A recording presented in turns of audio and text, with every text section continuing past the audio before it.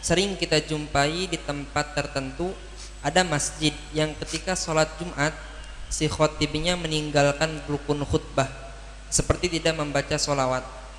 Yang saya tanyakan, sah tidak sholat Jumatnya? Dan bagaimana sikap kita yang mengetahui kalau khotib meninggalkan rukun khutbah? Syukron Bu ya. Baik. Yang pertama, nasihat untuk khotib. Kalau Anda ingin jadi khotib, Anda harus waspada. Harus Anda penuhi rukun-rukunnya. Jika Anda di Indonesia seperti ini, maka Anda harus mengerti khutbah menurut madhab Syafi'i.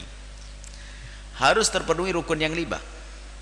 Membaca hamdalah, membaca sholawat, wasiat taqwa, kemudian doa untuk kaum muslimin. Anda harus tahu rukun ini. Sholawatnya sholawat yang benar. Karena Anda sebagai seorang khotib di Indonesia, maka waspada tentang rukun ini. Sebab salah satu rukun jika tidak terpenuhi, maka khutbahnya tidak sah. Jika khutbahnya tidak sah, maka sholat Jumatnya tidak sah. Ini sebagai seorang khotib waspada. Makanya kalau mengambil teks bahasa Arabnya pun dicek dulu memenuhi syarat tidak rukun-rukunnya. Jangan sampai Anda hanya sekarang ngomong selesai nggak pakai rukun-rukunnya. Maka menurut Imam Syafi'i, kalau tidak pakai sholawat maka khutbahnya tidak sah, dan karena khutbahnya tidak sah maka sholat Jumatnya pun tidak sah. Itu begitu hukumnya aslinya.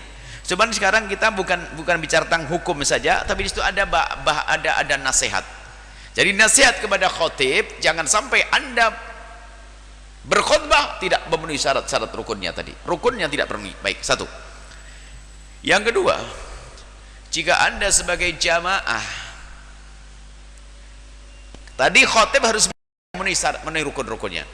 Tapi sebaliknya, kalau ternyata Anda itu sebagai jamaah kok ketemu khotib yang nggak bijak,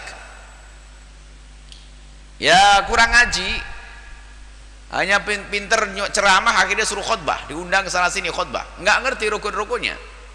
Khutbah, solawat, khutbah asal saja solawat yang nggak dibaca, lupa wasiat takwanya, maka memang secara hukum tadi sudah dijelaskan khutbahnya tidak sah, solatnya tidak sah.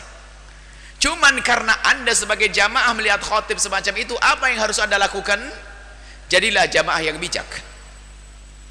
Jadilah jamaah yang bijak. Anda tidak perlu berpegang dengan madhab Imam Syafi'i saat itu.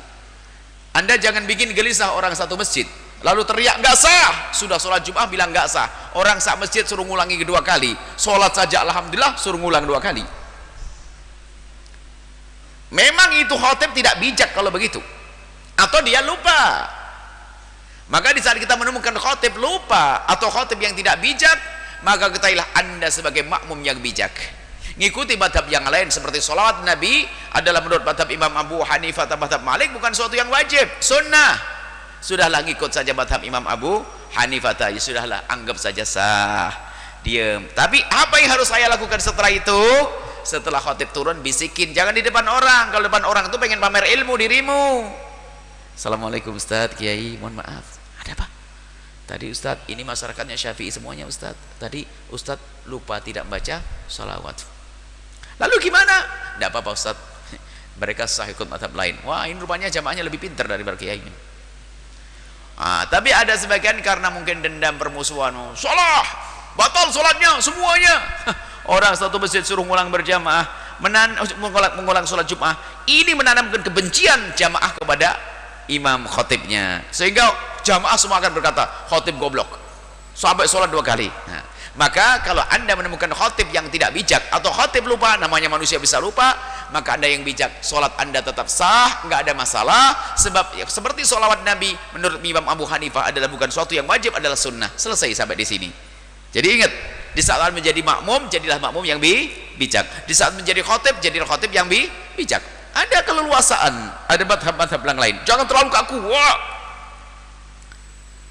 Semoga Allah memberikan kelembutan kepada kita dan menjauhkan kita dari kesombongan di saat mengingatkan. Sebab ada mengingatkan sombong, Ustaz, salah Ustaz, pengen pamer ilmu Ustaz.